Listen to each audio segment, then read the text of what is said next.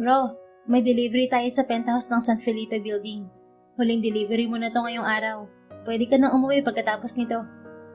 Sambit ni Karen, ang manager ng Sweet Delicacies kung saan part-timer si Ro bilang delivery agent. Copy manager. Nakangiting sagot ni Ro kasabay ng isang kindat sa magandang manager. Namula naman ng babae. Tigilan mo ako, Ro. Huwag mo akong kindatan ng ganyan. Ayokong masaktan. Nakangiti nitong sabi. Bakit manager? Nahuhulog ka na ba sa akin? Sasaluhin naman kita kung magpapasalo ka. Malambing niyang sabi. Hoy, ano yan ha? Tama na ang landian. Magtrabaho kayo. Ito ang i-deliver mong cake, Ro. Singit ng malakas na boses ni Tonya sa usapan nila ni Manager Karen. Si Tonya ang kanilang baker sa Sweet Delicacies. Nag-uusap lang kami, Tonya. Nakangiting sabi ni Karen. Magpapaalam na ako mga beautiful ladies. See you when I see you. Bye. Nag-flying kiss pa si Ro sa dalawang babae bago umalis. Kinilig naman ang dalawang naiwan. Ang lahat ay napapaniwala ni Ro na isa siyang lalaki. Kinailangan niyang mag-anyong lalaki at kumilos na lalaki upang sa ganoon ay mabilis siyang matangkap sa trabaho. Pagdating ni Ro sa San Felipe Building, kaagad siyang pinapasok ng gwardya. Dumiretso siya sa elevator at pinindot ang top floor kung nasaan ang penthouse ng customer. Pinindot niya ang doorbell nang makarating doon. Who's there? Tanong ng babae mula sa loob. Hello ma'am, I'm Ro from Sweet Delicacies. Delivery po para kay Miss Elda San Felipe. Itinaas ni Ro ang dala sa maliit na screen sa labas ng pintuan para ipakita ang box ng dala niyang cake. Alright, wait a second. Narinig ni Ro ang pag-click ng pintuan kasunod ng pagbukas niyon. Natulala siya sa itsura ng bumungad na babae. Napakaganda nito. Hey! Pukaw ng babae sa kanya. I'm sorry ma'am, pakipirmahan na lang po ito. Ngumiti ang babae kaya napatitig naman si Ro dito. Hey, tapos na. Kumurap si Ro at bahagyang kumamot sa batok. Nahihiya siya dahil sa pagtitig niya rito. Thank you, ma'am. Wait, pigil nito nang aalis na siya. Yes, ma'am. Pwede mo ba akong tulungan? Sandali lang naman hanggat hindi pa dumadating ang kapatid ko. Bahagyang tumilos ang nguso nito kaya napunta roon ang tingin ni Ro. Okay po, ma'am. Wala sa sarili niyang sagot dahil nakafocus ang tingin niya sa pinkish nitong labi. Thank you. Humiti si Ro. Umiwas naman ng tingin ang babae habang namumula ang pisngi. Nanayahan siya nitong pumasok na agad niyang pinaunlakan. Pwede bang pakibuhat ng table na yun patungo rito? Itinuturo nito kay Ro ang square table na yari sa kahoy. Sure, ma'am. Tulad ng nais nito, binuhat ni Ro ang table sa direksyong gusto nito. Pakilagay rin ito sa taas ha. Gamitin mo tong hagdan. Kinuha naman ni Ro ang mga balloons at tininikit sa kisame. Mukhang birthday party ang pinaghahandaan ng babae base sa order nitong cake at design ng paligid. Elda, are you done? Baka dumating na si Adriana. Tanong ng kadarating lang na lalaki. Bakit ngayon ka lang, Kuya Jackson? Ikaw dapat ang gumagawa ng surprise birthday celebration para sa nililigawan mo. Pero ikaw pa tong late dumating? Paano kanya sasagutin? Reklamo ni Elda sa kapatid. Who's that guy? Bakit nagpapasok ka ng hindi mo kilala, Elda?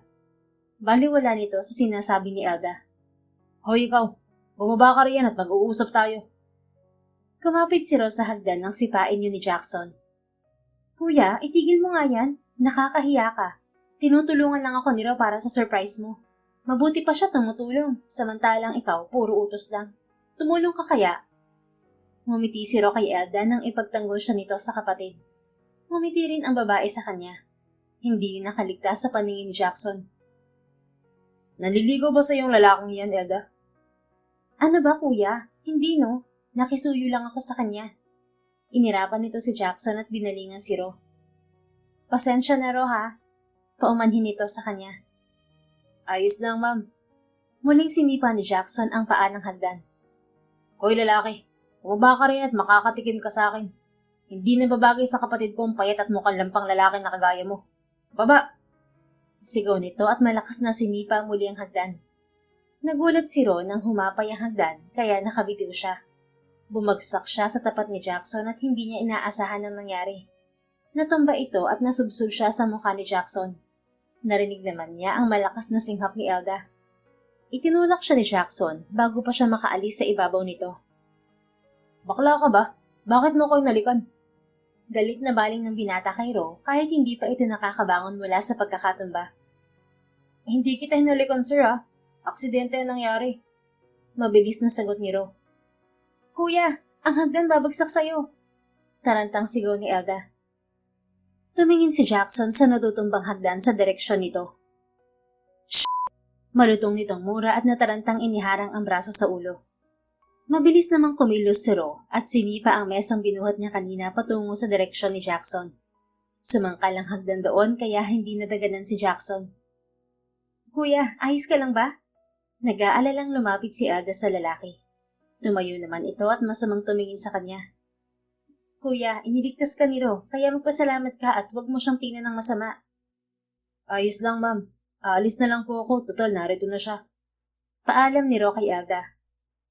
Mabuti pa nga umalis ka na. Ayoko nang makita ang pagmumukha mo ah. Huwag na huwag kang lalapit ulit sa kapatid ko. Kung hindi, babalatan kita ng buhay. Naiintindihan mo? Banta nito habang patungo si Ro sa pintuan. Ro, maraming salamat ha. Pasensya ka na sa kapatid ko ah. Habol ni Elda sa kanya. Wala yun, Ma'am Elda. Nakangiti niyang sagot. Namula na naman ang dalaga dahil sa ngiti niya. Elda, huwag ka magpapadala sa ngiti at itsura ng isang yan ah. Matuto ka mag-obserba. Tingnan mo nga ang balat niya. Mas makinis pa yata sa'yo. Ang katawan niya masyadong payat at lambutin. Bakla ang isang yun kaya lumayo ka sa kanya. Masasaktan ka lang. Sermon na naman ni Jackson kay Elda. Kuya, nakakainis ka na. Hindi naman ako nililigawan ni Ro. Nag-deliver lang siya ng order kong cake para sa birthday ni Adriana. Nakiusap rin ako sa kanya na tulungan ako sa loob dahil wala ka pa. Tapos pinagbibintangan mo pa siya ng kung ano-ano. Lalaki ako, Elda, at nararamdaman kong interesado siya sa'yo. Eh di hindi siya bakla kung interesado siya sa akin. Katwiran ng babae. Magdigil ka, Elda ha. Nag-iisa kang prinsesa ng San Felipe family. Kaya kahit isang bakla, siguradong magpapanggap na straight, makuha ka lang. Maraming may gustong umangkin sa'yo dahil sa yaman natin. Hindi ganun si Ro, kuya. Mabuti siyang tao. Nakita mo naman, di ba? Iniligtas ka pa rin niya kahit ang sama ng pakikitungo mo sa kanya. Dahil nagpapa-impress siya sa akin para makuha ka. Akala mo hindi ko alam ang mga galawan niya? Hindi niya ako maluloko. Huwag na kayong magtalo. Seryosong awat ni Ro sa magkapatid. Hindi pa siya tuluyang nakakalabas kaya naririnig niya ang pagtatalo ng dalawa. Sir Jackson, mali ang iniisip mo. Tinulungan ko lang si Ma'am Elda dahil nakiusap siya. Kung hindi ka magpapasalamat sa ginawa ko, pakiusap lang. Huwag mong insultuhin ang pagkatao ko dahil hindi mo ako kilala. Wala akong masamang intensyon sa kapatid mo. Nagtatrabaho lang ako. Sambit niya bago iwanan ng tuluyan ng dalawa. Masama ang loob ni Ron nang umuwi siya. Huminga muna siya ng malalim bago pumasok sa kanilang bahay. Ayaw pa naman ng kanyang lola Tesha na nakasimangot siya dahil malas daw yun sa buhay. Narito na ako. Masigla niyang sigaw pagpasok sa bahay nila. 5:00 pala ng hapon kaya alam niyang gising pa ang mga kapatid niya. Ang mahuli, hindi ko bibigyan ng pasalubong. Muli niyang sigaw. Napangiti si Ron nang marinig ang mga nagmamadaling yabag palapit sa kanya. Lily Rose, apo! Sumimangot si Ron sa sigaw ng kanyang lola Tesha. Ate Lily, nasan mong pasalubong namin? Tanong ni Sunflower, ang 10 years old niyang kapatid. Ate, may chocolate po ba? Segundang tanong ng 9 years old na si Sampaguita. Ate Rose, binili mo ba ang cupcake ko? Tanong din ng 8 years old na si Lotus. Nahilot ni Ro ang sentido. Sumasakit ang ulo niya dahil sa tawag ng 3 kapatid sa kanya. Uulitin ko sa inyo Kuya Ro ang itawag niyo sa akin. Kapag tinawag niyo pa rin akong ate, wala na kayong pasalubong sa akin. Naintindihan niyo ba? Hindi po. Sabay-sabay na sagot ng 3. Natawa naman ang lola nila. Hindi ka talaga maiintindihan ng mga yan. Ano ba kasing pumasok sa kokote mong bata ka at pinaputulan mong mahaba mong buhok? Pati pananamit mo, naging panlalaki na rin. Pinalaki mo pa ang boses mo, mukha ka pa rin namang babae sa paningin namin. Komento ni Lola Tesha. Lola, isang charming na lalaki ang tingin sa akin kapag nasa labas ako ng bahay. Yung mga kakilala ko dati, akala nila kapatid ako ni Lily Rose. Wala silang ideya na iisa lang kami. Kayo lang kasi nagpupumilit na babae ako eh. Lalaki po ako. Yun ang, aray ko, Lola, Bakit mo po ko pinalo ng tungkod mo? Sinusubukan ko lang, baka bumalik sa katinoan ng pag-iisip mo. Lola naman hindi ka ba masaya na may binata kang apo? Magiging masaya ako kung talong ang nariyan sa harap mo at hindi tilapia. Tapos may monay ka pa sa dibdib na bata ka. Umayos ka, Lily Rose, ha? Seryoso nitong sabi sa kanya. Galit talaga ang kanyang lola sa pagtutumboy niya. Komportable naman siya sa ganoong style kaya hinahayaan na lang niya ito. Pasasaan ba't masasanay rin ang kanyang pamilya sa kanya? May pasalubong akong hopya sa'yo, Lola. Itinaas niya ang supot mula sa dalang plastic bag. Hopya ang tanging kahinaan ng kanyang lola. Nako, ang paborito ko. Salamat apo ha, ang bait mo talaga. At syempre, pinuto nito ang sasabihin at binuksan muna ang supot. Nakangiti naman siya habang hinihintay ang sunod nitong sasabihin. At syempre maganda. Nawala ang ngiti ni Ro at muling sumimangot.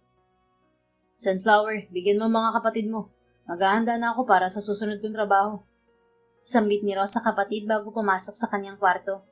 Nagpalit siya ng damit at hinanda ang mga gamit niya. Lumabas siya ng kwarto, sukbit ang gitara sa kanyang balikat. Lily Rose, kumain ka muna bago pumasok. Kadarating mo lang, aalis ka na agad. Hindi ka man lang nagpahinga. Paanyaya ng kanyang lola. Dumulog naman siya sa hapagkainan. Tumawag po ba si Nanay La?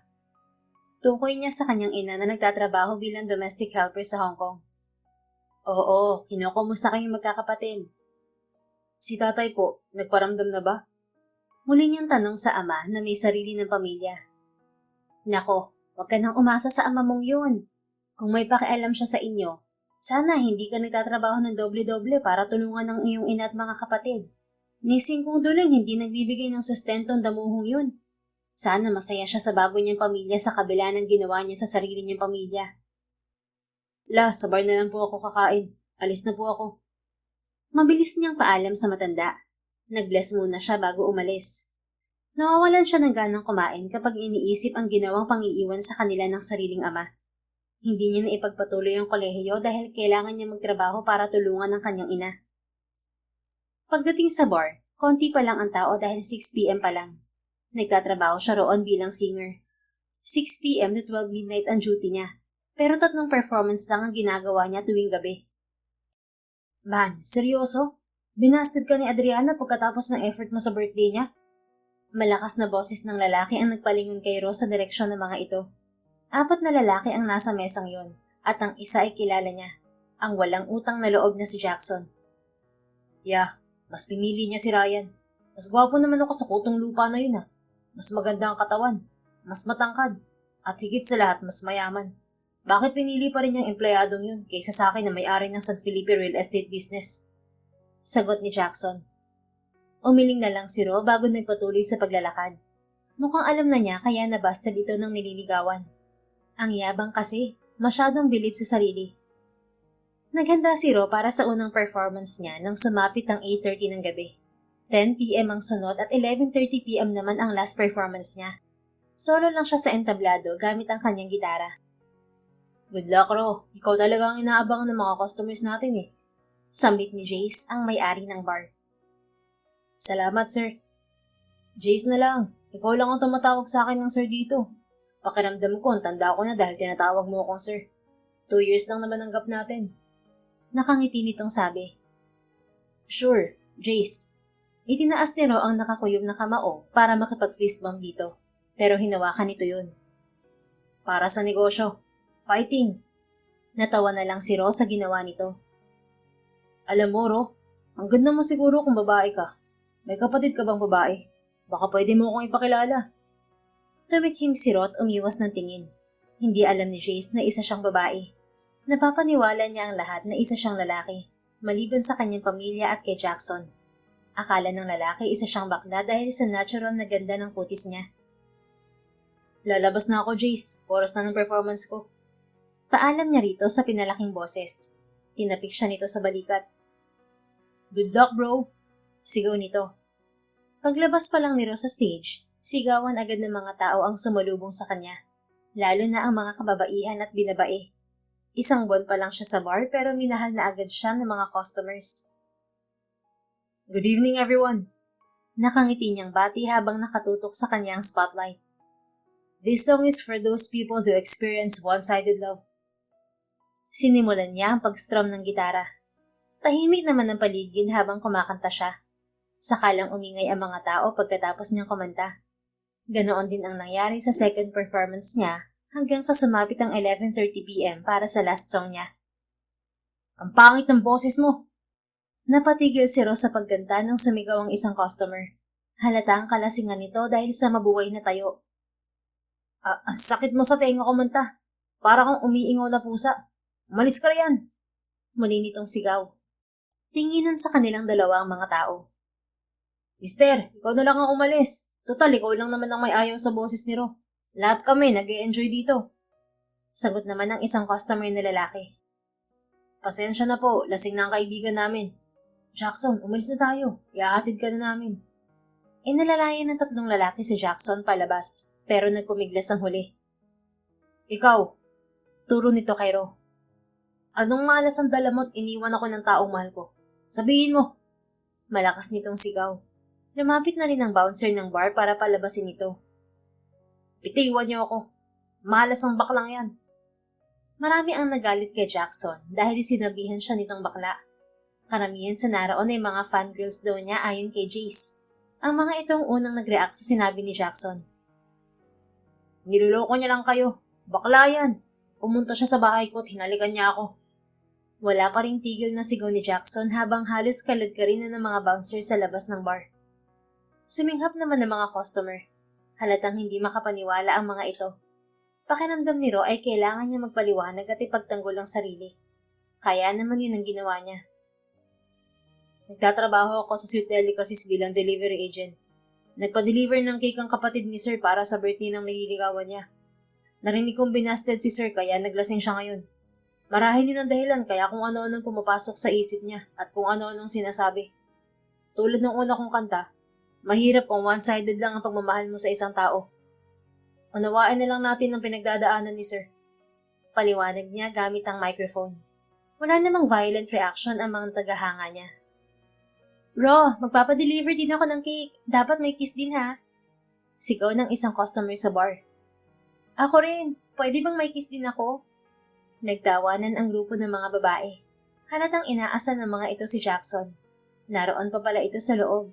Pinapalibutan nga lang ng mga bouncer upang hindi na makapanggulo. Galit siyang tinapunan ng tingin ni Jackson bago nagpadala sa hila ng mga kaibigan nito palabas ng bar.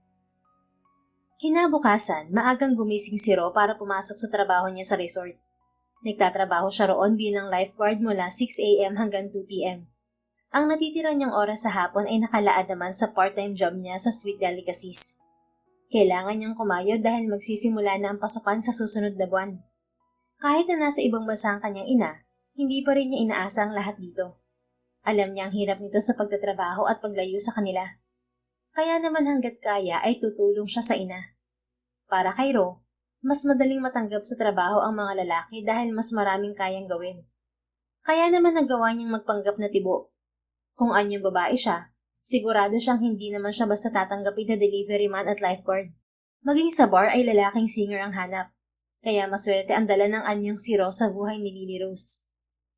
Pumesto agad si Ro sa kanyang post habang hawak ang telescope. Pagdating ng 8 a.m., halos na puno ng mga turista ang dalampasigan, kaya alerto rin siya sa pagbabantay. Palagi siyang sumisilip sa telescope para tingnan ang mga naliligo sa malayo. Sa paraang yun, mababantayan niya ng maayos ang lahat.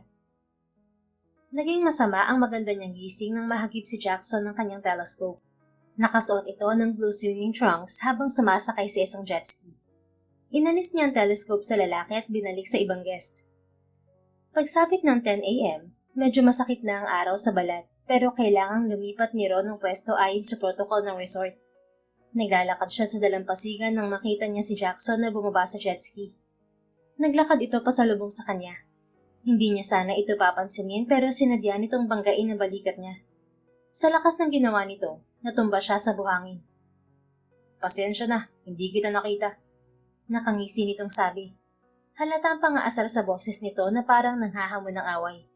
Tumayo si Ro. Pigil niya ang inis, pero napigtas ang pagpipigil niya sa muli nitong sinabi. You're a gay. Hindi ka makakapasok sa pamilya namin sa pagpapanggap mong straight. Kaya itigil mo ng paglapit sa kapatid ko. Hindi kita hahayaang gamitin mo siya para umangat sa buhay. Pangiinsulto nito sa kanya. Ano bang problema mo, ha? Naiinis niyang tanong pero naroon pa rin ang kanyang pagtitimpi. Ikaw ang problema ko. Ayoko sa'yo, kaya lumayas ka sa harapan ko. Madiin itong sagot. The feeling is mutual, sir. Ayoko rin sa'yo. Kaya sana, ibaon mo na lang sa buhangin ng mukha mo para hindi pa kalat-kalat. Nakakasira ng araw eh. Then it's my pleasure to help you. Para naman hindi na masira ang araw mo. Mapang-asar pa ring satsat ni Jackson. Humisi pa ito ng nakakaloko. Sumenyas ito sa ere, kaya nagulat siya nang lumapit si Oliver, ang kanyang supervisor. Sir? Kinakabahang sabi ni Oliver nang makalapit kay Jackson. Nagtataka rin si Ro. Fire him. I'm not tolerating insolent behavior like what he did. He must learn his lesson. Utos nito sa supervisor, saka tinapunan ng masamang tingin si Ro. Do not show your face in front of me again. Maotoridad nitong sabi bago umalis. Tulala lang si Ro sa bilis ng mga pangyayari. Hindi siya nakaimik. Buti na lang at nagsalita ang bisor niya. Ano bang ginagawa mo, Ro? Bakit pa nag-iinitan ka ni Sir Jackson? Wala akong ginawa sa kanya. Maayos ako nagtatrabaho rito. Sino ba yun? Bakit tinatanggal niya ako sa trabaho? Hindi mo kilala si Sir Jackson? Co-owner siya ng resort na to, Ro. Ha? Co-owner siya rito? Gagad niya. Tumango ang visor. Problemado si Ro habang paulit-ulit na bumuntong hininga. 1 year na siya sa resort pero sa isang iglap, nawala ang trabaho niya. Malaking tulong ang sweldo niya rito kaya malaking kawalan to para sa kanya. Malay ba niya na co-owner pala ng resort ang mayabang na Jackson na yon? Lalo tuloy siyang nagingit-ngit sa inis para sa lalaki. I'm sorry, Ro. Ayaw kitang palisin pero ayaw kong mawalan ng trabaho. Punta ka na lang sa office ko mamaya. Pag-usapan natin ang resignation mo. Hindi kita tatanggalin. Mas mabuting mag-file ka na lang na resignation para hindi makaapekto sa record mo. Sige po. Naisagot na lamang niya bago umalis ang visor. Napaupo sa buhangin si Ro. Nasa po niya ng 2 kamay ang noo. Nangingilid ang luha niya pero pinipigilan niyang umiyak. Hindi siya mahina. Kailanman, hindi siya magiging mahina. Isa siyang lalaki at ang mga lalaki ay malakas. Malakas siya. Magiging malakas siya para sa kanyang pamilya. Umangat ang tingin ni Ron nang mapansin na may nakatayo sa harapan niya. Nagngit-ngit ng kanyang mga ngipin nang makita ang nakangising mukha ni Jackson. Lalaking umiiyak dahil tinanggal sa trabaho. Confirmed, you're a gay. Napakahina mo talaga. Pangiinsulto na naman ito sa kanya. Tumayo si Ro. Hindi niya alam kung bakit kailangan itong patunayan na bakla siya. Pero ngayon, isa lang ang papatunayan niya. Hindi ako mahina. Sinuntok niya ito ng straight sa muka. Napaatras si Jackson sa poong dumudugong ilong. Gusto niyang ilabas ang inis dito kaya sinundan niya ang suntok ng malakas na sipa. Tumama yun sa mukha ng lalaki. Gumulong ito sa buhanginan. Hindi pa siya nakontento. Nilapitan niya ito at kinubabawan. Sinakal niya ang lalaki. Buisit ka. Ginagalit mo ko. Kailan mo ba ako tatantanan? Gigil niyang bulalas habang hawak ang leeg ng lalaki. Mabilis naman itong natanggal ang mga kamay niya, pero ibinalik niya lang. Malakas si Jackson kaya bigla itong bumangon, dahilan para napaupo si Ross sa buhangin. Nakabawi din naman siya at pinatid ang paa nito. Muling bumagsak si Jackson sa buhangin. Nilapitan niya ulit ang lalaki at sinakal. Naglaban sila ng lakas hanggang nagpagulong-gulong sila sa buhangin. Walang gustong bumitiw sa kanilang dalawa. Sinasaktan niya ito pero hindi naman gumaganti ang lalaki. Pilit lang itong umiiwas sa ginagawa niya.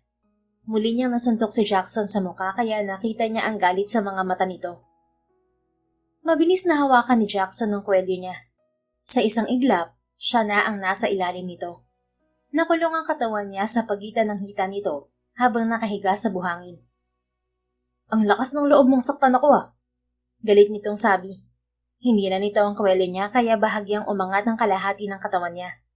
Pagod na siya at hindi na makalaban, samantalang si Jackson hindi man lang hinihingal.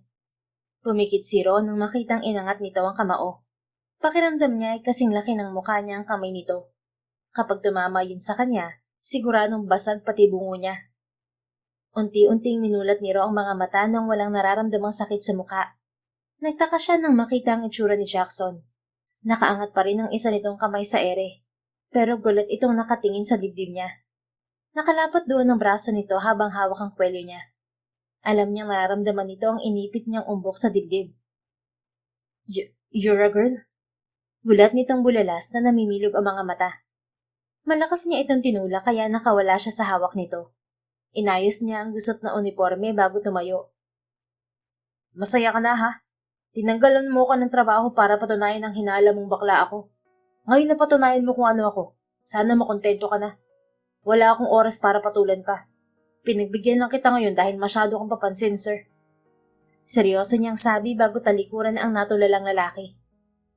Wala pang 2 p.m. ay pumunta na agad si Ro sa Sweet Delicacies. Ro, ang aga mo naman. Tapos na ba ang trabaho mo sa resort?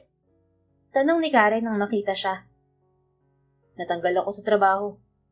Malungkot niyang tugon dito. Ha? Bakit naman? Matagal ka na ron, di ba? Ayoko nang isipin ng dahilan. May alam ko bang trabaho na pwede kong pasukan? Kahit ano, okay lang, basta kikita ako.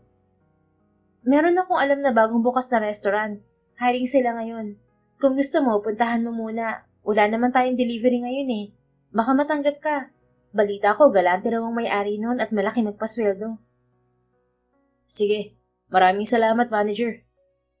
Wala yun, Ro. Ikaw pa, malakas ka sa akin eh. Hanggang part-time lang kasi ang pwedeng ibigay ng Sweet Delicacy sa'yo. Kung kaya namin ng full-time, kukunin talaga kita. Ngumiti lang si Ro sa babae. Nang makuha niyang address kay Karen, hindi siya nagsayang ng oras na pinuntahan yun. Namangha siya dahil glass wall ang paligid ng restaurant. Kitang-kita niya ang magandang disenyo sa loob nun. Nilakasan niya ang loob at lumapit sa gwardya kahit nanliliit siya sa ganda ng lugar. Mukhang pamayaman ng restaurant. Sir, magandang hapon po. Balita ko po, hiring daw kayo. Saan po pwedeng mag-apply? Tanong niya sa gwardya. Naku sir, waitress po ang kailangan namin eh. Sagot nito. Baka po may iba pang posisyon. Nagbabaka sakali lang po ako. Okay lang sa akin kahit dishwasher o janitor. Sige, pumunta ka sa HR kaliwang pinto pagpasok mo sa pintong yun. Login ka muna bago pumunta ron. Salamat, sir. Pagkatapos mag-login, pinuntahan niya ang itinuturo nitong pinto. Kumatok siya sa glass window para kunin ang atensyon ng abalang babae sa loob. Ngumiti naman ito sa kanya. Mabuti na lang approachable ang mga nakakausap niyang tao rito. Yes, sir. What can I do for you? Ma'am, applicant po ako. May hiring pa ba kayo bukod sa waitress? Naku, pasensya na, sir. Isang posisyon na lang ang meron kami at waitress po yun. Kung gusto mo, iwan mo sa amin ang resume mo. Kapag nagkaroon ng vacant, tatawagan ka agad namin. Thank you, ma'am. Sambit niya bago ibinigay ang dala niyang resume. Dinaanan pa niya yun sa bahay kanina. Buti na lang at tulog ang lola niya nang dumaan siya sa bahay. Kaya walang nag-usisa sa kanya. Abala naman ng mga kapatid niya sa paglalaro. Bagsak ang balikat nang lumabas si Ro sa restaurant. Nag-iisip siya kung saan hahanap ng trabaho dahil mahirap asahan ang tawag mula sa restaurant na ito. Hindi siya sigurado kung matatawagan talaga siya nito. Napaigtad si Ro nang may bumusina sa likuran niya. Nakita niya ang papalapit na kotse kaya gumilid siya. Tumigil ito sa harap ng restaurant kaya marahil ay customer ito. Nagpatuloy na lang siya sa paglalakad. Tumigil lang siya nang makarating sa bus stop. Umupo muna siya sa waiting shed habang naghihintay ng bus. Maya-maya, narinig niya ang tunog ng kanyang phone. Unregistered number ang tumatawag. Hello? Sagot niya sa kabilang linya. Hi sir, this is Perlita Suanyo from EL Restaurants HRD. Can you go back here to the office now? Biglang nagliwanag ang mukha ni Ro sa narinig. Maswerte pa rin pala siya. Sure ma'am, pupunta po ako. Mabilis niyang sagot. Nagkaroon siya ng pag-asa nang tumawag ang pinanggalingan niyang restaurant. You're hired, sir. Iyon ang katagang sumalubong kay Ro pagdating sa HR office. Sasamahan po kita sa office ni Ma'am Elda. Gusto ka raw niyang makausap. Elda? Yes, sir. Si Ma'am Elda San Felipe ang namamahala sa restaurant. Magkakilala ba kayo? Pinuntahan niya kasi ako pagkarating niya kanina. Pinatawagan ka niya agad nang malaman niyang nag-apply ka sa restaurant. Opo, customer namin siya sa isa kong pinagtatrabahuhan. Nakangiti niyang sagot. Ah, kaya pala. Sige, pumasok ka na sir. Hinihintay ka niya sa loob. Sambit nito nang makarating sila sa harap ng isang pintuan. Pumasok naman siya at nakita niyang nakaupo si Elda. May kung anong ginagawa sa laptop. Ro, come in. Take a seat. Nakangiti nitong paanyaya at itinigil ang ginagawa. Hi Ma'am Elda. Thank you pala sa pag-hire mo sa akin. Don't worry, you're qualified naman eh. Sabi kasi sa HR, waitress ang kailangan niyo, ma'am. Ah, hindi yun ang trabahong ibibigay ko sa'yo. Gagawin kitang full-time delivery agent. May mga online orders din kasi kami dito. Paano? Tatanggapin mo ba, Ro? Nag-isip naman si Ro. May trabaho siya sa Sweet Delicacies pero sayang ang offer nito. Mukha namang nakakaunawa si Elda kaya muli itong nagsalita. 20,000 a month ang salary mo with complete benefits. Wala kang pasok every Saturday and Sunday. 8 to 5 ang pasok mo every weekdays. It's up to you kung anong oras ka magbe-break. Basta tapos ang trabaho, walang problema. Okay po ma'am, tatanggapin ko po ang trabaho. Mabilis niyang sang-ayon. Hindi niya tatanggihan ng 20,000 na sweldo. Para na siyang nag-oopisina nun. Alright, pwede ka na mag-start bukas. Sige po ma'am, marami pong salamat. Masaya si Ron nang umalis sa restaurant. Kung kanina ay wala siyang pag-asa, ngayon hindi matatawaran ng kasiyahan niya. Hindi na niya iniisip ang posibilidad na baka magkaengkwentro sila ng mayabang na kapatid ni Ma'am Elda. Ang mahalaga sa ngayon ay may bago na siyang trabaho. Isa pa, si Jackson din naman ang dahilan kung bakit siya nawalan ng trabaho. Sobrang angas at yabang kasi. Kinabukasan, nagsimula na si Ro sa kanyang bagong trabaho. Nagpaalam na rin siya sa Sweet Delicacies para full-time na makapagtrabaho sa El Restaurant. Pumayag naman si Karen at binigyan pa siya ng offer to work with them during weekend at mabilis siyang pumayag. Naging maayos ang kanyang trabaho sa restaurant sa loob ng isang buwan. Kasundo niya lahat ng mga katrabaho niya, maging si Elda. Ro, natatandaan mo ba ang penthouse sa San Felipe Building kung saan ka nag-deliver noon ng cake sa akin? Tanong ni Elda nang ipatawag siya nito. Yes ma'am, bakit po? Sino makakalimot sa bahay na yon? Doon lamang naman niya unang naengkwentro ang mayabang na si Jackson. Pasalamat na lang talaga siya at hindi pumupunta ang isang yun sa restaurant ng kapatid nito. Pakideliver naman nito Ron. Itinuturo ni Elda ang box ng mga pagkain na nakapatong sa mesa nito. Okay ma'am. Sang-ayon niya. May isa rin akong pakiusap sa'yo, Ro. Ano po yun? Huwag kang aalis hanggat hindi yan kinakain ni Kuya Jackson. Natigilan si Ro. Si Jackson pala ang kailangan niyang dalhan ng pagkain. Medyo napapaisip siya dahil baka ngayong magkakadaupang palad na naman niya ang lalaki. Baka mag-away na naman sila. O kaya ay baka gantihan siya nito. Gayunpaman ay trabaho ang ipupunta niya roon kaya bahala na. Sige ma'am, ihintayin ko po siyang kumain. Salamat Ro. Nariyan din ang passcode kung hindi kanya pagbubuksan ng pinto. Nakangiti nitong sabi. Malaki talaga ang tiwala sa kanya ni Elda kaya laking pasasalamat niya rito. Nang makarating sa penthouse, hindi na mabilang ni Ro kung ilang beses siyang nag-doorbell pero wala pa rin nagbubukas. Ayaw naman niyang basta pumasok sa loob. Ngunit wala naman siyang option ngayon kundi gamitin ang ibinigay na passcode ni Elda. Pagpasok sa loob ay nagulat siya nang makita ang makalat na loob ng bahay. Ibang-iba ito sa nakita niya noon. Halatang pinabayaan ng lugar. Nagkalat ang bote ng alak, balat ng chips, hinabad na damit, magulong sofa at tambak at maruruming plato sa lababo at mesa. Para bang depres ang nakatira doon at ayaw ng kumilos para maglinis. Wala bang nakatira rito? Sambit niya sa sarili habang inaalis ang maruming plato sa mesa. Iba na rin ang amoy doon. Inilatag niya sa mesa ang dalang pagkain. Pansamantala siyang tumigil sa ginagawa nang tumunog ang kanyang phone. Sinagot na yon nang makitang tumatawag si Elda. Hello Ma'am Elda. Ro, pakilinis na rin ang penthouse. Okay lang ba? Sige po ma'am, kung wala naman po akong i-deliver eh. Wala na. Bibigyan na lang kita ng extra payment para sa paglilinis mo riyan. Sorry ha, ayaw kasi ni Kuya na pupuntahin ko dyan ng mga kasambahay namin sa mansyon. Paano po pag nakita niya ako dito? Wala na siyang magagawa kapag nariyan ka na. Salamat talaga, Ro, ha? Sambit nito bago ibaba ang tawag. Itinuloy na lang ni Ro ang ginagawa. Nang matapos, hinanap niya si Jackson sa loob. Kailangan nitong kumain bago lumamig ang dala niyang pagkain. Napapaisip kung na paano kaya ang lalaking yun. Kanina pa siya sa bahay nito at tapos na rin maglinis, pero hindi pa rin niya ito nakikita. Sir Jackson, nariyan ka ba? Katok niya sa pintuan ng isang kwarto. Wala siyang narinig na sagot mula sa loob.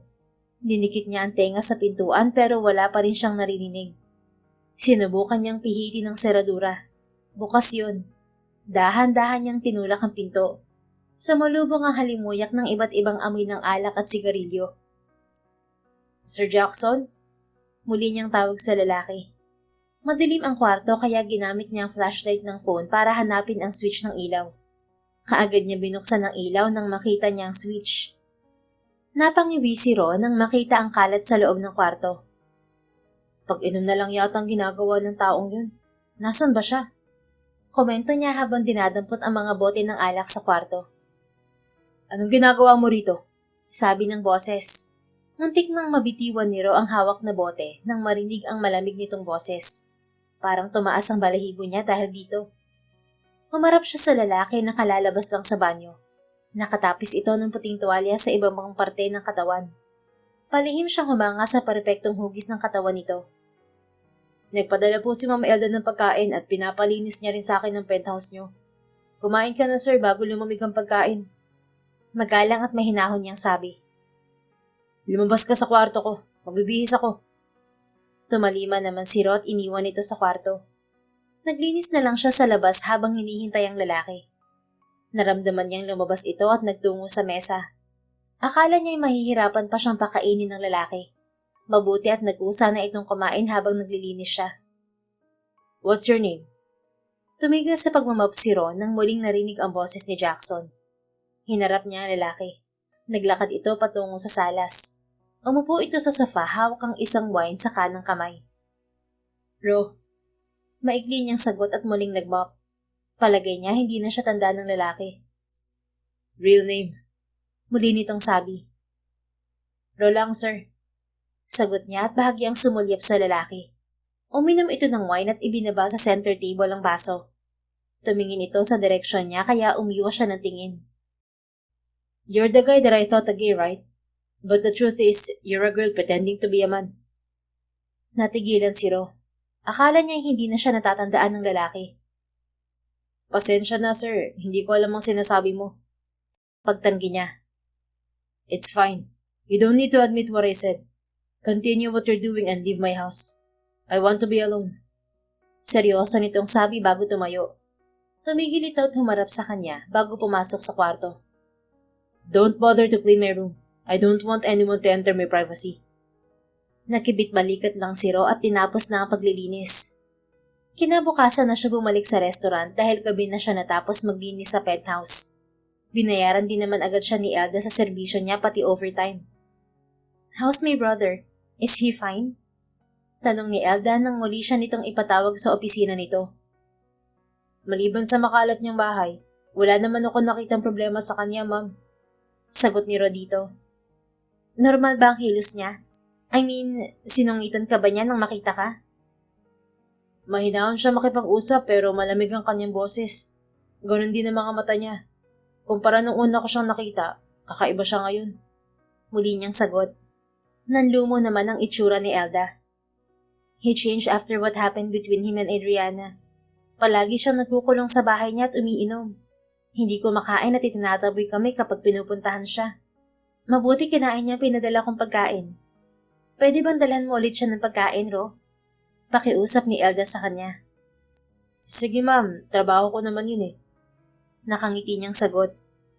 Pagkatapos ng pag-uusap nila ni Elda, bumalik si Ro sa trabaho. Kasama sa kanyang ide-deliver ang pagkain na para kay Jackson. Kumpara kahapon, pinagbuksan siya nito ng pintuan. Sir, delivery po galing kay Ma'am Elda. Sambit niya pagbukas nito ng pintuan. Tinalikuran naman siya ng lalaki. Ayusin mo sa kusina. Sambit nito. Wala naman siyang nagawa kundi sundin to.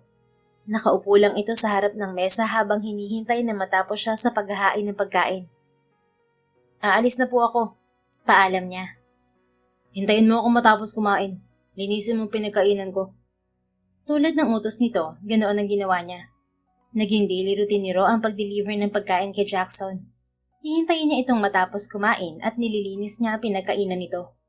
Naglilinis din siya sa penthouse at maging sa kwarto ng lalaki ay pinapasok na siya para maglinis. Nakatingin lang ito sa kanya habang abala siya sa ginagawa. Hindi naman siya lugi sa trabaho dahil malaking extra payment na ibinabayad ni Elda sa kanya. Ro, pwede ba kitang gawing escort? Pupunta ako sa interview ni Kuya Jackson. Gusto ko siyang suportahan sa pagpunta ron. Ako kasi ang kinakabahan sa gagawin niya eh. Simula nang kumalat ang issue tungkol sa kanila ni Adriana, ngayon lang siya haharap sa media. Pakiusap ni Elda. Walang ideya si Ro sa sinasabing issue ni Elda. Pero trabaho niyang sundin ang sinasabi nito. Walang problema, ma'am. Sasamahan kita. Nakangiti niyang sang-ayon. Ngiting-ngiti naman ang babae na nagpasalamat sa kanya. Hanggang ngayon talaga ay akala pa rin ito ay lalaki siya. Dumating ang araw ng conference na sinasabi ni Elda. Magkasama silang pumunta sa San Felipe Building kung saan ang venue ng interview. Nakasuot siya ng three-piece suit na hinahangaan ng kanyang lola Tessia at mga kapatid. Ang gwapo raw kasi niya, hindi mahahalata na nagtotomboy-tomboyan siya. Magkatabi sila ni Elda kasamang ibang reporters habang nasa unahan si Jackson. Seryoso ito at hindi nababakasan ng kahit anong emosyon. Nang magsimula ang interview, narindi si Ro sa iba't ibang tanong ng mga reporters. Lahat naman ay nasasagot ni Jackson na walang pag-aalinlangan. Ngunit nakuha ang kanyang atensyon sa isang tanong ng babaeng reporter. Mr. San Felipe, totoo po bang pinagsamantalahan mo si Miss Adriana Ferrer tulad ng paratang niya sa'yo? No. Simpleng sagot ni Jackson. Follow-up question, sir. May nilabas po siyang larawan yung dalawa na magkasamang pumasok sa isang hotel at isang sex video kung saan pinahirapan mo si Miss Ferrer habang nagtatali kayo. Ano pong masasabi mo ron? Nagulat si Ro sa tanong ng reporter. Yun pala ang issue na kinakaharap ni Jackson ngayon.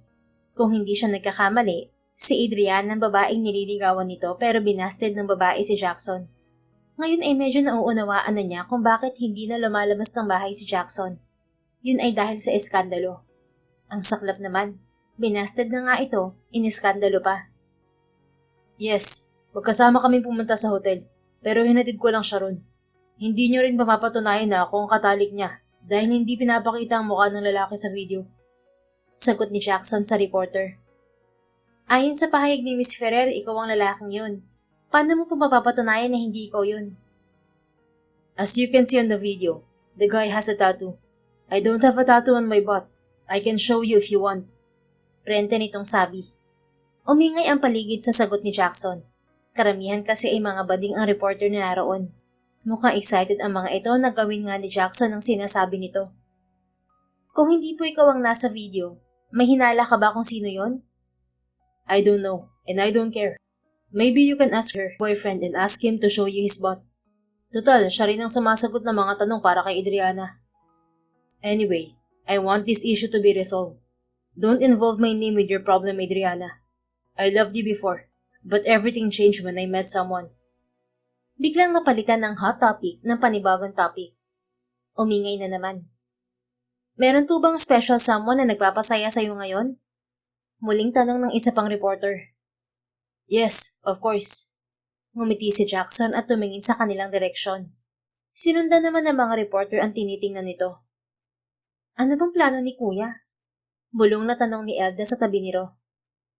Siya po ba? May isang reporter ang naglakas ng loob na magtanong habang tinuturo si Elda. No, she's my sister. Mabilis na sagot ni Jackson. Kung ganoon, sino po? The person beside her. Gulat na tumingin si Elda kay Ro. Maging siya ay nagulat din, lalo na nang natuon ang mga kamera sa direksyon niya. Pilit niyang tinatakpan ng braso ang mukha mula sa kislap ng mga kamera. Hindi na malayan ni Ro na nakalapit na si Jackson sa pwesto nila. Kinabig nito ang kanyang katawan at ikinubli ang mukha niya sa dibdib nito. Hindi siya umangal dahil nakatulong ang ginawa nito, pero nagpupuyos ang kanyang dibdib sa pagdawit nito sa kanya. This is confidential. Whoever dares to expose this, I'll see you in court with nothing but only yourself. Don't try me, people. You know I can do whatever I want. Babala nito sa mga tao sa paligid. Elda, let's go. Paanyaya ni Jackson sa kapatid habang si Ro ay mahigpit nitong hawak sa baywang. Pagpasok sa elevator patungo sa penthouse, malakas na itinulak ni Ro si Jackson. Peste naman, Sir Jackson. Kaya mong lusutan ng issue na binabato sa'yo, pero hindi mo ako kailangang idamay. Naiinis niyang singhal dito. Wala siyang pakialam kahit kapatid pa to ng boss niya. Wala rin siyang pakialam kahit pamayaman ito. It's for Adriana. Gusto kong malaman niya na wala na ako nararamdaman para sa kanya. Kuya, are you gay? Nalilito at hindi makapaniwalang tanong ni Elda sa kapatid. No, he's a girl, Elda. Turo ni Jackson kay Ro. Napakawalang nga talaga. Ibinuking pa siya kay Elda. Paano kung tanggalin siya nito sa trabaho? Puro talaga kamalasan ang dala ng Jackson ito sa buhay niya. Napasinghap si Elda habang nakatingin kay Ro. Namimilog naman ang kanyang mga mata habang nakatingin kay Jackson na seryosong nakatingin din sa kanya. Kailangan niyo magpaliwanag sa akin, sambit ni Elda sa kanilang dalawa. Masamang tingin ang pinukol ni Ro kay Jackson pero baliwala lang itong umiwas ng tingin sa kanya. Ano to? Paano nangyari na isa kang babae, Ro? I thought you're a guy. Naglihim ka sa akin. Anong meron sa inyo ni Kuya Jackson? Tanong ni Elda nang makarating sila sa penthouse. Hindi naman importante ang kasarian ko, Ma'am Elda. Maayos kong nagagawa ang aking trabaho sa restaurant. I'm a lesbian. You're a girl, Lily Rose. You haven't had any relationship with a girl before. Stop pretending you're a guy. Singit ni Jackson na ikinabigla ni Ro. Teka, paano mo nalaman ang pangalan ko? Kunot noon niyang tanong kay Jackson. I have my ways. Simple nitong sagot. Your name is Lily Rose? Eksaheradang bulalas ni Elda. Tumango si Ro. My God, I thought Ro comes from Roger. Kaya pala Roman Dirigma lang ang nasa resume mo. You're hiding your real name. Hindi ko man lang naisip na humingi sa'yo ng iba pang dokumento. Komento pa ni Elda. Pasensya na, Ma'am Elda. Hindi ko sinasadyang magsinungaling. Kailangan ko po kasi talaga ng trabaho. Sinsero niyang paumanhin. Don't mind her, Lily Rose. She's just disappointed. She likes you without knowing you're a girl. Kuya? Namumula nitong saway sa kapatid. Tumayo naman si Ro kaya tumingin ng dalawa sa kanya. Aalis na po ako. May trabaho pa ako mamayang gabi. Sambit niya sa magkapatid at tukoy sa kanyang trabaho sa bar. Hindi naman yun natigil kahit nagtatrabaho siya sa El Restaurant. Hindi ka pwedeng lumabas na ganyan pa rin ang suot mo, Lily Rose. Siguradong may nakaabang na reporter sa labas. Pagkakaguluhan ka nila. Sambit ni Jackson. Bakit kasi dinamay mo pa ako? Ginagantihan mo ba ako dahil dun sa resort? Sorry, okay? Pero sana hindi mo na ako dinamay sa problema mo. Naiinis niyang bulong. Kasama na rin sa kinaiinis niya ang pagtawag nito sa buo niyang pangalan. Sinadya niyang hinaan ng boses para hindi marinig ng dalawa. May respeto pa rin naman siya rito dahil kapatid to ng boss niya. Kinalimutan ko na naging away natin noon sa resort. Sorry din doon. Muntik pa kitang masaktan dati. Pagkatiwalaan mo lang ako, Lily Rose. Kung ganon, bakit mo naisip na sabihin sa lahat na gusto mo ako? Gago ka ba? I'm not. Sorry na, Lily Rose. Promise ayusin ko to. Ikaw lang ang nakikita ko kanina kaya para tumigil na sila. Ikaw ang nasabi kong gusto ko. Alam mong ganito ang itsura ko, di ba? Pero bakit tinuro mo pa rin ako? Hindi mo man lang naisip na baka isipin nila na bading ka. Tapos idadamay na naman nila ako sa issue mo. Ano ba naman, Jackson? Hindi ka man lang nag-isip. At paano ako lalabas ngayon ng building na to? Paano ako uuwi sa amin, ha? I have a plan. Nakangiting sabad ni Elda. Maya-maya ay hinila siya ng babae sa silid at kinuha ng maisusuot na bestida. Hindi mapakali si Ro sa loob ng banyo. Paulit-ulit niyang tiningnan ang suot sa harap ng salamin. Hindi naman masama ang damit. Ang totoo bumagay yun sa kanya. Ang problema lang ay damit yun ni Elda. Isang white sleeveless above the knee dress. Humapit yun sa katawan niya kaya nakikita ang maliit niyang baywang. Exposed rin ang makinis niyang balat. Inalis din niya ang nakapulupot na tela sa dibdib niya at pinalitan yun ng silicone bra na galing din kay Elda. Para sa kikitain mo mamaya sa bar. Kaya mo yan, Ro. Pagpapalakas loob niya sa sarili. Pagkatapos ay lumabas na siya ng banyo. Natulala naman si Elda paglabas niya. Parang nakikita niya rito ang sariling reaksyon ng una niyang makita ang babae. "You're gorgeous, Ro." Bulalas nito. Nahiya siya sa compliment nito. Hindi tuloy siya makaimik. "Wait, isuot mo to." Ibinigay nito sa kanya ang isang flat shoes. "Mas bagay sana sa damit mo ang heels pero baka hindi ka sanay magsuot ng ganun. Pwede na rin naman ang flat." "Salamat, Ma'am Elda. Pasensya na rin na nagsinungaling ako." "Okay lang yun, Ro. Naiintindihan ko. Wala ka namang ginawang masama eh. Gusto mo lang makapagtrabaho. Halika na at gulatin natin si Kuya sa transformation mo." Excited nitong sabi. Wala rin pong namamagitan sa amin ni Sir Jackson.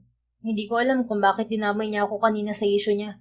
Sa pagkakaalam ko nga, galit siya sa akin dahil isang beses na kaming nag-away. Gumaganti yata siya sa akin.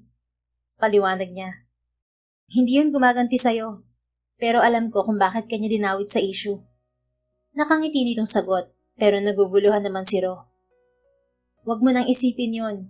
At isa pa, bagay naman kayo ni Kuya. Kung hindi ka napunta sa akin, kay Kuya na lang, di ba?" Napayuko naman si Ro sa hiya. Tumawa si Elda kaya tumingin siya rito. "Alam mo, para kang ibang tao ngayon. Kaya siguro hindi ko nahalata na babae ka.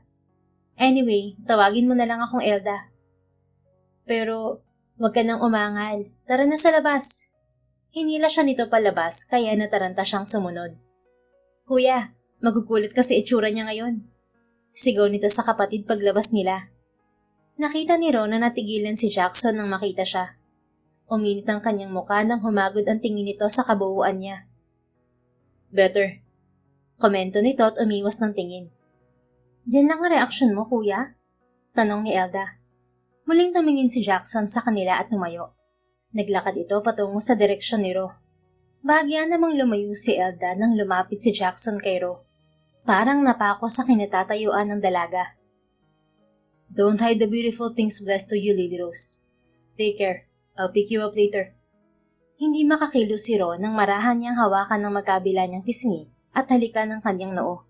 Umangat ang tingin niya sa mukha nito. Nagtama ang kanilang mga mata. Ngumiti ito sa kanya. You're so beautiful. Malamis nitong sabi. Parang automatic na nag-response ang kanyang puso nang malakas yung tumibok sa sinabi nito. Malakas na tili ni Elda ang pumukaw kay Ro. Kumawala siya sa hawak ni Jackson at umatras. Nagiinit ang mukha niya sa mapunod yung tingin ni Elda. Aalis na ako. Paalam. Mabilis na sabi ni Ro. Halos takbuhin na niya ang pintuan para makaalis sa penthouse. Bye, gorgeous! Huwag mong kakalimutan. I'll pick you up later. Pahabol na sigaw ni Elda sa kanya. Paglabas ni Ro ng elevator sa ground floor, akala niya ay susugurin siya ng mga reporters nang tumingin ng mga ito sa kanya. Tama si Jackson dahil marami ang nakaabang na reporters sa loob at labas ng building. Lihim na nagpasalamat si Ro nang makaalis sa building nang hindi sinusugod ng mga reporter. Malayong-malayong itsura niya kay Ro. Tapos, sinuotan pa siya ni Elda ng wig. Kaya walang mag-aakala na si Ro at siya ay iisa. Pagdating sa kanilang bahay, natulala ang kanyang lola at mga kapatid nang makita siya. Apo, ikaw ba yan? Gulat na tanong ng lola Tesha niya. Lola, ako po to. Nagmamadali po ako.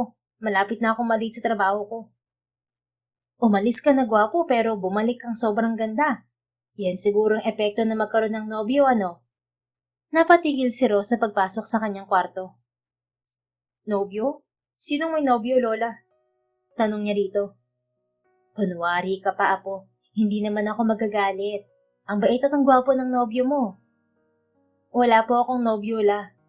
Sagot niya bago pumasok sa kanyang kwarto. Nagtaka siya nang makitang wala sa aparador ang mga damit niya. Napalitan yon ng mga pambabaeng damit at lahat yon ay mga bago. Lola, nasan po ang mga damit ko? Kailangan ko nang magpalit. Sigaw na tanong niya. Abay, kinuha ng nobyo mo, Apo. Hindi raw bagay sa'yo yon kaya pinalitan niya ng mga bago. Sino po bang nobyo sinasabi mo, Lola? Wala nga po akong nobyo. Tanong niya nang lumabas sa silid. Kumuha na lang siya ng jacket para ipatong sa suot niyang dress. Sukbit na rin niya ang gitara sa balikat. Malapit na siyang malate sa bar. Jackson daw ang pangalan niya, Apo. Kay gwapong bata nga eh. Pumunta po siya rito, La. Gulat niyang tanong. Kung ganoon, nobyo mo nga ang mukhang artistang lalaking yon? Lola, hindi ko siya nobyo. Aalis na po ako. Paalam niya rito. Wala siyang choice kundi umalis na isang babae. Wala na siyang pamalit at malilate na siya. Pagdating sa bar, si Jace naman ang nagulat nang makita siya. Whoa, who are you, beautiful lady? Nakangiti nitong tanong. Jace, pwede bang gumawa tayo ng kwento sa mga customer? Sabihin natin na ako muna ang papalit kay Ro dahil absent siya. Pakiusap niya rito. Unti-unti namang lumaki ang mga mata ni Jace nang ma-realize na siya ang kaharap nito. Ro, ikaw ba yan? Babae ka? Gulat nitong bulalas na gusto pang haplusin ang pisngi niya habang ini-inspeksyon ang mukha niya. Hindi naman siya sumagot. Tumawa si Jace at titigil. Tapos, tatawa ulit. Akala ko nagpapalit-balat na ako dahil feeling ko may crush ako sa'yo. Thank you, Lord. Straight pa rin pala ako. Nag-sign of the cross pa ito. Okay, para sa negosyo, akong bahala, Ro. Nakangiti nitong sabi. Maraming salamat, Jace. Natapos ang performance ni Ro bilang si Lily Rose. Pinakilala pa rin siya ni Jace bilang totoong Ro. Wala namang violent reaction mula sa mga customers. Natuwa pa ang mga ito sa nalaman, lalo na ang mga lalaki. Ang iba naman ay walang pakialam dahil boses niya ang gusto ng mga ito. Salamat talaga, Jace. Sobrang laki na ng tulong mo sa akin. Nakangiti niyang pasasalamat muli sa lalaki. Walang anuman, Ro. I mean, Lily Rose. Pwede ba kitang... No. Puto ng isang boses mula sa likuran ni Ro. Pumulupot ang braso nito sa baywang niya. Aalisin niya sana yon nang higpitan nito ang hawak sa kanya. Okay, ingat kayo. Sambit ni Jace bago tumalikod. Bitiwan mo ako, Sir Jackson. Malumanay niyang sabi sa lalaki. Tawagin mo ba akong sir, hahalikan kita rito, Lily Rose. May pagbabanta nitong sabi. Natural lang na tawagin kitang sir dahil napasinghap si Ron nang bigla nitong sakupin ng labi niya. Mahigpit nitong yakap ang katawan niya kaya hindi siya makawala. Wala rin siyang lakas para itulak ito. Nadadala siya sa ginagawa nitong pag-angking sa labi niya. Ramdam niya ang pag-iinit ng kanyang katawan sa marahan nitong haplos sa likuran niya.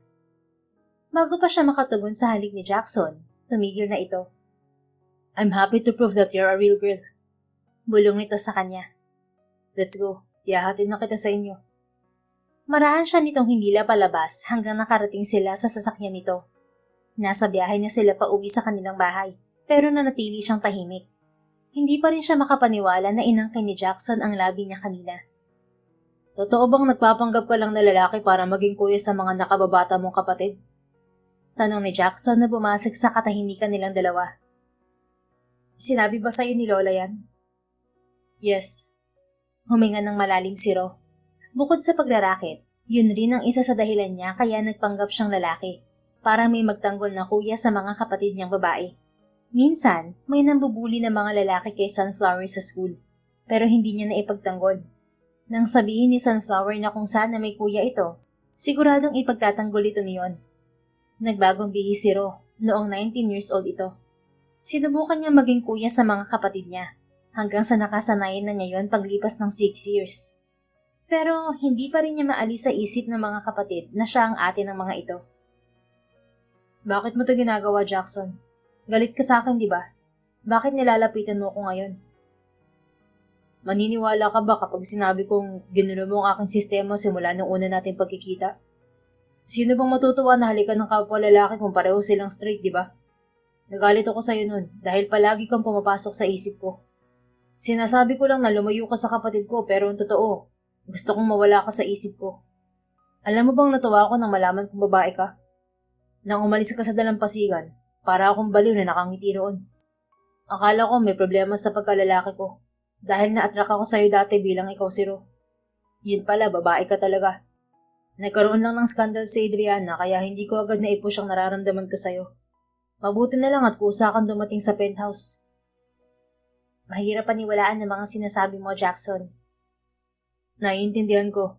Kaya nagdesisyon akong gawin ang isang bagay nang muli kitang nakita after 1 month. Bahagya siyang lumingon kay Jackson.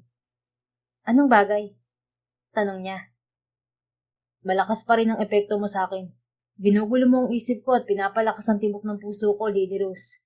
Kaya liligawan kita sa ayaw at sa gusto mo. Ano? Seryoso ka, Jackson? Malakas niyang tanong. Ngumiti lang ito at kumindat sa kanya. I'm dead serious, Lily Rose. I'm falling for you kahit noon pa. Kaya hayaan mo kong gawin ang misyon kong makamit ang pagmamahal mo. Tulad ng sinabi ni Jackson, niligawan nga siya nito kahit hindi siya pumapayag. Ang mahalaga raw pumayag ang lola at mga kapatid niya na ligawan siya. Desisyon na lang daw niya kung sasagutin niya ito o hindi. Mabilis lumipas sa mga araw at linggo. Ngayon ay 3 buwan na itong nanliligaw sa kanya. At aminin man ni Ro o hindi, nasanay na siya sa presensya nito at napalapit na rin sa kanya ang lalaki. Lily Rose, narito ang nobyo mo. Sigaw ni Lola Tesha mula sa labas ng kwarto niya. Wala pa akong nobyo, Lola. Balik na sigaw niya. Weekend ngayon at day off niya sa El Restaurant. Sarado naman ngayong weekend ng Sweet Delicacies dahil may event na pinuntahan si Karen at ang baker. For expansion daw yun ang negosyo, kaya may oras siya para maglinis ng kwarto. Lumabas ka na riyan at naghihintay siya rito. Muling sigaw ni Lola Tesha. May ginagawa po ako, La. Kapag hindi ka pa lumabas, siya papapasukin ko sa kwarto mo. Hindi niya pinansin ang sinabi ng kanyang lola. Pinagpatuloy niya ang ginagawa. Pumatong siya sa upuan para maabot ang ceiling fan. Tatanggalin niya yon para linisan. Hey! Nagulat si Lily Rose nang marinig ang boses ni Jackson sa kwarto niya. Tinotoo nga ng lola niya ang banta nito. Oh, mag-ingat ka. Mabilis siya nitong inalalayan nang muntik na siyang mahulog. Bakit kasi pumapatong ka riyan? Bumaba ka na. Ako na lang ang gagawa niyan. Binuhat siya nito ng maingat at ibinaba sa sahig. Ito naman ang pumatong sa upuan. Inayos ni Lily Rose ang nalililis na short at blouse. Wala na ang mga damit niyang panlalaki, kaya yun na ang ginagamit niya. Simula nang dumating si Jackson sa buhay niya, nawala na rin si Rose sa pagkatao niya. Aminado naman siya na palagi siyang napapakilig ni Jackson. Babaeng-babae siya sa tuwing magpapahayag ito ng pagmamahal sa kanya. Sa susunod, aircon na ang ipapalagay ko sa kwarto mo. Sambit nito habang inaalis ang parte ng mga ceiling fan. Wag na, ayokong ginagastusan mo ko. Hindi pa nga tayo, ini-spoiled mo na ako. Sambit niya habang inilalagay sa palanggana na naroon ang inalis nitong parte ng ceiling fan. May pag-asa ako sa'yo? Gulat nitong tanong. Palihim naman siyang umiti. Pinag-isipan niya itong mabuti bago sabihin sa lalaki. Oo naman, gusto na nga kitang sagutin ngayon eh, kung papayag ka. Sambit niya habang nakatalikod. Masaya siya sa tuwing kasama ito. Palagi siyang excited kapag dumadating ang weekend dahil kasama niya ito buong araw, kahit nasa trabaho siya. Dalawa tuloy silang nagde-deliver ng mga cakes. Natutuwa naman si Manager Karen kahit nalaman nitong isa siyang babae. Kapag nag-iisa siya, palagi niyang tinitingnan ng kanyang phone para i-check kung may message ito. Doon pa lang alam na niya sa sarili, mahal na niya si Jackson. Shh! Napatingin si Lily Rose kay Jackson nang marinig ang malutong nitong mura. Nagulat siya nang gumewang ang pinapatungan nitong bangko. Jackson! Sigaw niya at inalalayan ang lalaki, pero dahil sa bigat nito, pareho silang natumba sa sahig. Ouch! Ang likod ko! Daing niya. Ayos ka lang ba? Inalalayan siya ni Jackson na bumangon. Binuhat pa siya nito at pinaupo sa kama. Saan ang masakit? Dapat hinayaan mo na akong bumagsak. Ang liit ng katawan mo pero gusto mo akong saluhin. Ako lang ang sasalo sa'yo. Akin ka na ha. Wala nang bawian. Nakangiti nitong bulong habang marahang hinahaplos ang kanyang likuran. Ngayon tayo na, huwag ka nang bibili ng mga bulaklak at teddy bears para ibigay sa akin. Hindi ka na nandiligaw. Isa pa, wala na akong paglalagyan sa kwarto ko. Ginawa mo ng store ang bahay namin. Okay, pero may bibigay ako sa'yo. May dinukot ito sa bulsa at inilabas ang kahon ng isang singsing. Sinagot pa lang kita. Bakit parang nagpo-propose ka na? Biro niya rito. Para malaman ng lahat na may nagmamay-ari na sa'yo. Lalo na ang mga lalaki sa bar. Mag-resign ka na ron. Ayoko ng mga tingin nila sa'yo. Nakanguso ritong sabi, pero ngumiti rin nang maisuot ang singsing sa daliri niya. Beautiful. It suits you, baby. Patunay lang yan ang pangako ko sa'yo na mamahalin kita habang buhay, Lily Rose. Sambit nito at marahang hinalikan ng kamay ng dalaga. Ngumiti naman si Ro dahil sa kaswitan nito. Salamat. Huwag ka mag-alala. Selyado na ako para sa'yo. Pero hindi ako pwedeng mag-resign sa bar. Kailangan ko mag-ipon bago magsimula ang klase ng mga kapatid ko. Tanggapin mo na kasi ang binibigay kong scholarship para sa kanila. Nang sa ganun, marami kang time para sa akin. Wag na. Kaya ko naman eh. Mahal kita, Lily Rose. Kaya gusto kong tulungan kita. Kapag kinasal tayo, hindi kita hahayaan na magtrabaho. Gusto ko nakafocus ka lang sa pamilya natin. Ako nang bahala sa mga kapatid mo dahil ako ng kanilang kuya. Papauwiin din natin ng nanay mo para magkasama na kayo rito. Hindi maiwasan ni Lily Rose ang mapaluha sa sinabi ni Jackson.